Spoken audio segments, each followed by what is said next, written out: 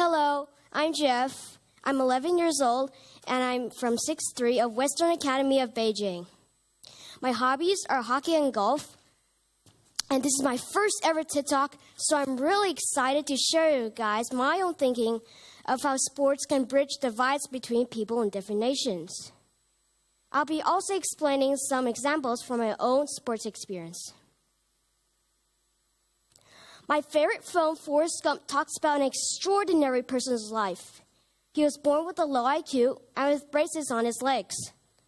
One day, when Forrest was walking with his best friend, 3 bullies showed up and threw baseball at his head. When Forrest was running away, his braces fell apart. From that day on, he was running. His running skills also helped him get to college because he ran like a flash of light. He gets to play with the American football team. And after he got his college degree, he fought in the Vietnam War.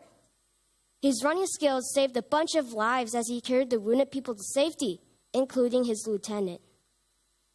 Now in Vietnam, some of his friends showed him how to play ping pong. For some reason, ping pong came very naturally for him. He started to play ping pong all the time, even when he didn't have anyone to play ping pong with. He even played ping pong in his dream. In a film in 1971, Gump and some of his U.S. buddies went to Beijing, China to play ping pong. At that time, China and America were not exactly the best buddies, and they didn't understand each other that well. But I wondered, how did Gump go to China to play ping pong and was awarded the Medal of Honor by President Nixon? Well, the answer I got is, even though Gump is a fictional character in the movie, this ping pong diplomacy is indeed a historical event. In 1971, the Chinese government decided to invite the U.S. table tennis team to visit China. Then on April 10, the U.S. delegation and others arrived in Beijing. The U.S. and Chinese table tennis teams held a friendly match and visited the Great Wall. On the same day, U.S. President Nixon issued a statement adopting a series of measures to improve relations between the two countries. At that moment, a game had real-world effects, tearing down cold walls between two countries. This is the historical moment of ping-pong diplomacy, when small ball turned to big ball. But I wondered, how can a small little ping-pong ball play a crucial role to make remarkable things happen?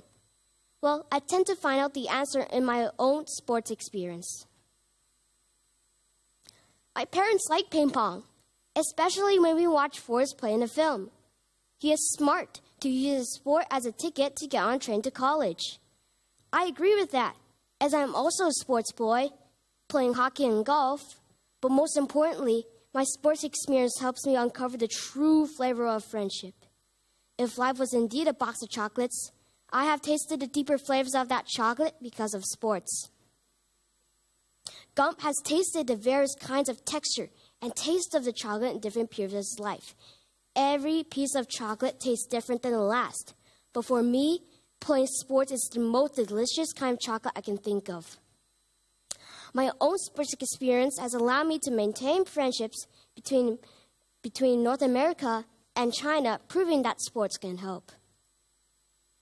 When I was 4, my family moved to Canada. I didn't know what the world would be like. I didn't know how the communities would cooperate. But all I knew was my interest at watching those teenagers on Canada Day wearing hockey jerseys and parading around the community where I lived. I imagined myself wearing those hockey jerseys and playing hockey on plain ice. When I was in school, I met Torin, who also enjoyed playing hockey and started hockey when he was 3. His dad recommended me that I learn to play hockey as well. I thought that was a great idea, and my mom was interested as well. From that day on, my mom drove me to the local hockey rinks, and some coaches there taught me how to skate. By the time I was really experienced, power skating was fun. It felt really awesome when the cold, frigid air brushed against my skin. After that, I learned how to stick handle. Stick handling is when you use this hockey stick and you dribble the puck around to protect the puck from other opponents. This way, you can score. But guess what? Stick handling was hard. Your hands need to be really flexible. My hands were always tight and rushed like my dad when I was teaching him. But luckily, a local team accepted me, and I made some friends. I was able to contribute to the team not only because I was skillful, but also I added the team's diversity and inclusivity. Almost every week, I persevered to wake up and start training at 6 a.m. I want to cooperate better with my fellow buddies. We wanted to know each other better. When we departed from our homes to practice, the sky was dark and gloomy. The air was cold and dim. I felt myself trembling. And by the time practice was over, I came out with my friends. The rosy dawn lit up in the distance. It was beautiful. This is how sports can add luminous nights to my inner heart. A year later, after competitive tryouts, I was selected into BC Kodiaks, my first ever AAA hockey team. The team was progressing quickly, getting more and more stronger players on the ice. But what I really wanted to say was not about their skill and goals, but the friendship and the kindness and the crucial role they take in my life. That's what mattered the most. Many of my good friends were from BC Kodiaks, so let's talk about how they changed my life for the better. Torin is my best friend forever. What I liked about him was his attitude towards hockey, that he always seemed calm, no matter what happens with the score, even if it was serious, like we're about to lose a very important match or something. He taught me that we're not even supposed to care about the score. We're supposed to learn from our mistakes, to learn from the other team, and what they did well, and what we didn't. He also taught me that we need to leave the past behind us, and focus on the present and the future. We need to do that because if you think about the bad things that happened before, you have this atrocious feeling in the present and you do bad in the future. Of course, we need to play with stronger teams to get better. Torin only says the bad things, never the good things, to motivate us to train those bad things to get better. He taught me that.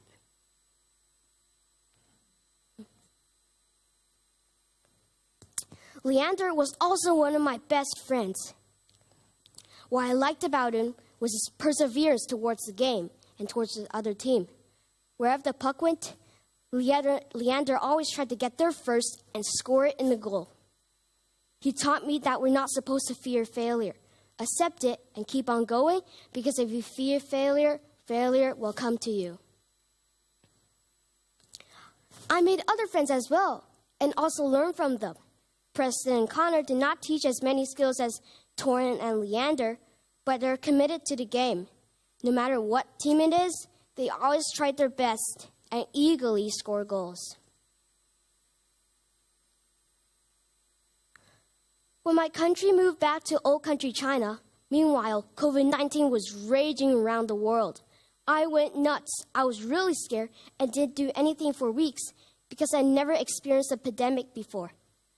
But when I was used to the mess, I decided I should continue my hockey practices and tournaments. Luckily, there's a hockey rink right next to my compound called Dreamland that has just been constructed. I was selected into a very competitive team called Dreamland Totem, and I met a lot of new friends and parents. At first, it felt a bit strange and embarrassing to be in a hockey team in China after when I just came back from Canada. But of course, being in a hockey team in China improved my Chinese a lot. Almost 100% of the kids in Totem accepted me as one of their friends. I think it's not only because I had a huge hockey experience, but also I cooperate with my line, we score goals together, and adored victory.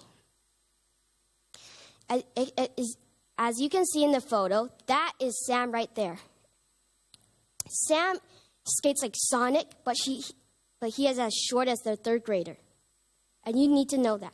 We have all of this kind of magic between us, like nothing can stop us from cooperating and scoring goals. As you can see in the photo, Joy is the only girl in the team, but she's the most intelligent player in the team with a nickname called Big Brain. Because of her wise decisions, Me and Sam always get shooting opportunities. What a wonderful team. This is what I learned from my own hockey experience and how kids in Canada and kids in China are both different and same in a way that can bring us together. In Canada, it teaches us the importance of commitment and challenging work. It teaches us the importance of thinking about the present and the future rather than dwelling on past mistakes. In China, I learned how to build trust and kindness from them. During the 2022 Winter Olympic Games in Beijing, the U.S. curlers team defeated the Chinese team. And after the game was over, the Chinese team wished their American counterparts good luck during the next round of match and highly praised their performance and gave them 2 sets of Bingduan pin badges as gifts. The American duo displayed the gifts on Twitter on Saturday, saying that they're honored to receive these beautiful Beijing 2022 pin sets in a wonderful display of sportsmanship by our Chinese counterparts this afternoon. And with that, the relationship between the players and the 2 countries became a lot closer. This is another example of how sports can bridge divides between people, even though they're from somewhere else. There's a song attached to this. When you grow up, sports will maintain your inner peace, and peace will find your inner heart. Help you fight frightening, strange, worrying feelings that you have, and to help you withstand the different tastes of chocolates. Gump knew these feelings, and feelings that might be hopeful, sometimes it just carries you along the way. And sometimes you just need to bear it and act. And these actions lead to good things. Loving sports, developing talent, and believing in the power of sports are all a good bridge to people in different nations on this planet. It may even help promote a better understanding for each other, bringing peace to the world of human beings. Thank you.